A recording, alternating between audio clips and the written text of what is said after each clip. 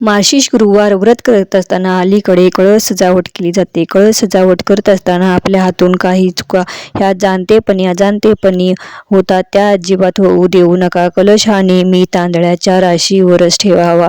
तांदळाची रास घालावी, त्यावर हळदी कुंकू वाहून मग त्यावरती कळस ठेवावा. कळस हा तांब्याचा, पितळेचा, चांदीचा वापरावा. शक्यतो स्टीलचा कलश वापरू नये.